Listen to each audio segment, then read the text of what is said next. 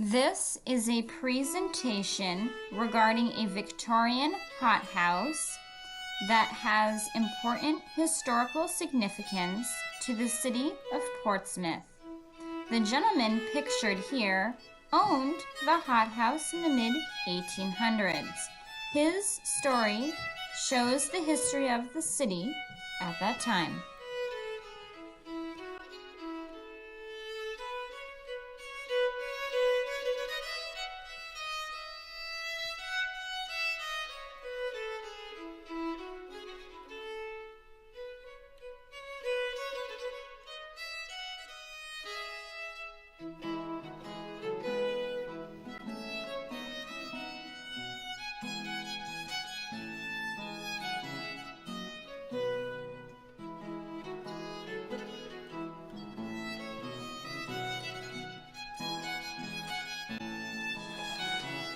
Welcome to Portsmouth, a bustling seaport city home to some 10,000 residents here in the 1870s.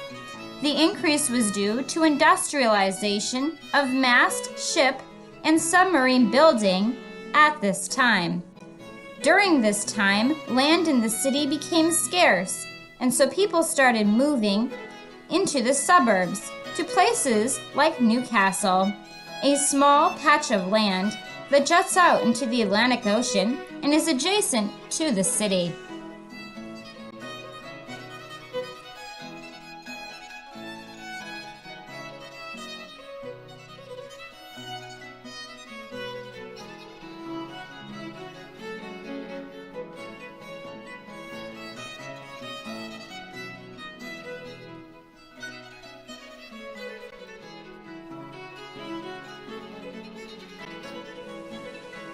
One of the people that moved to Newcastle eventually was Frank Jones. He was born in Barrington, New Hampshire, one of 7 children to a poor family. When he was 16, he decided to move out of the family home to Portsmouth, walking some 20 miles and only $7 in his pocket.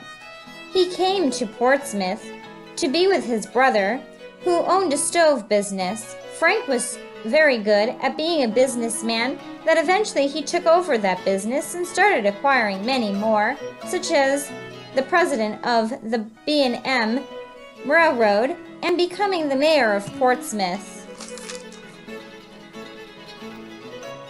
In looking at this picture of Jones's mansion in Newcastle, which was purchased with his money, as well as the Wentworth Hotel, and his mansion is important to the hothouse, which was nearby. Before I talk about the hothouse, I want to draw your attention to this image to bring up one of the successful businesses of Jones's. He became a successful brewer, which is how he was able to purchase the Wentworth Hotel with his brewing money.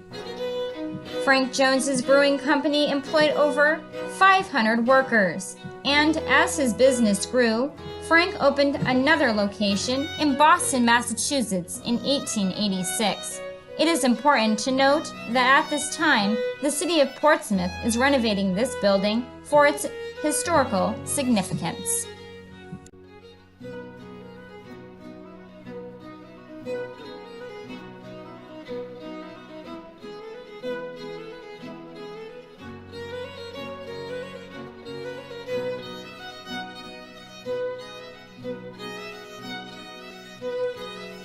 There was an easy way of how much money Jones had.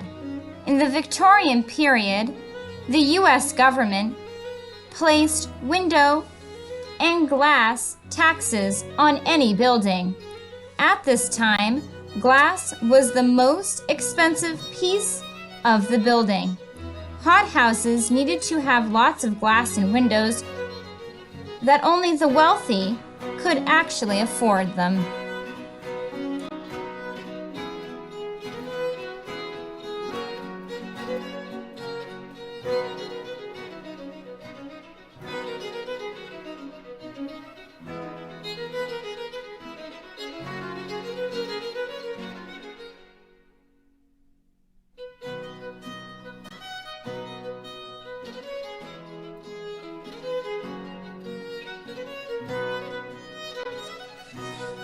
This image shows the location of a hothouse on Jones's mansion property. Upon Jones's death in 1902, Jones's property, including the hothouse, became the property of the Wentworth Hotel. In 1955, the Wentworth Hotel donated the hothouse to the newly created Strawberry Bank Museum. Therefore, it became one of the earliest buildings on the property to date that now houses important plant species from the time period.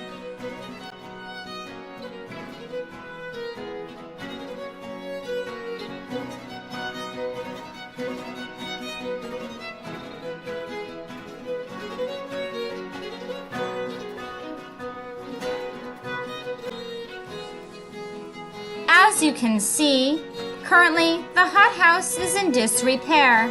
Not only that, it is being heated with an old fossil fuel guzzling gas heating system. From the pictures, there are issues such as wood rot, mold, broken glass, and peeling paint. Due to its historical significance, this building should be renovated and saved for its important historical value.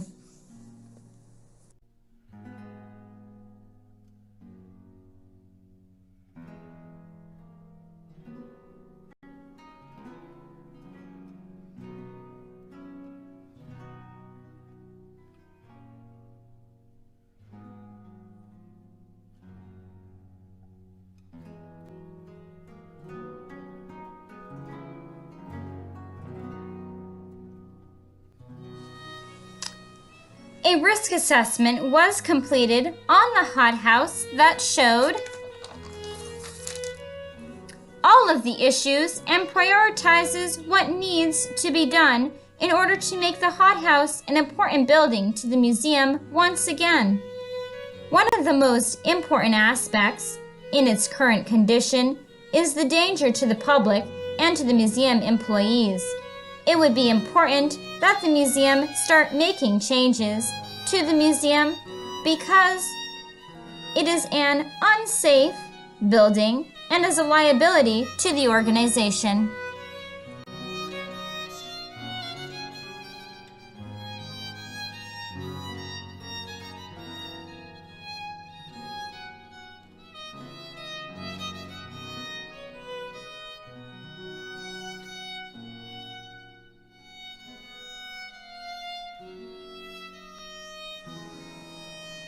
Since the hothouse holds important historic plants, it still needs to be heated in the winter time. Through the assessment, a decision was made to move the hothouse's foundation, which was built on site in 1965, along Washington Street between Webster and Walsh House, that will be heated with forced hot water and solar panels. The museum will subcontract out Revision Energy out of Maine to do this work.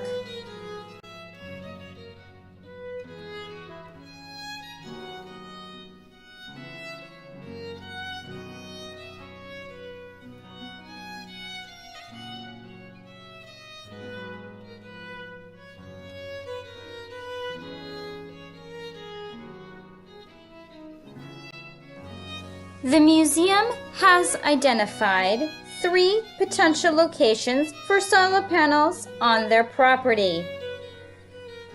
One of them being Goodwin Mansion, which has a flat roof and is 3 stories up. However, the panels would be visually hard to see mounted so high up. The best possible place would be to place them on the back of Studley's Tavern, facing south. They would not be visible to the road, but would be visible to neighbors on Gate Street, causing minimal impact. Or the back L of the new Visitor Center, which is a newer building, but would impact the Goodwin Garden. A permit from the Portsmouth Historic District, which Strawberry Bank is a part of, is being requested. In addition, the museum would need to comply with city ordinances, including These Ordinance are the associated number 8 costs for street the obstruction. project itself to build the new Hothouse on Strawberry Bank's property, which would cost the organization roughly $35,300 to complete the project by October of 2021.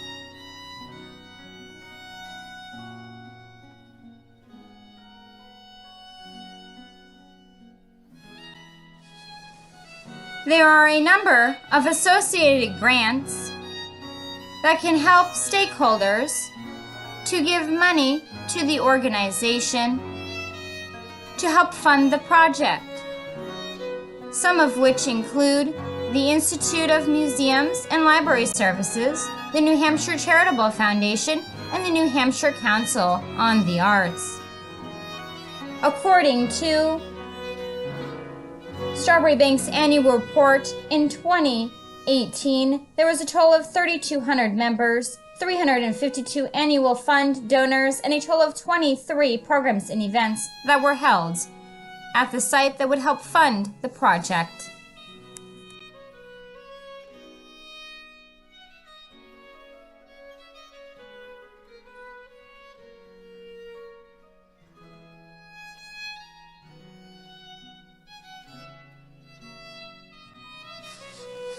If you would like to learn more about Strawberry Bank and this project, you can visit their website to learn more how you can help in funding this project.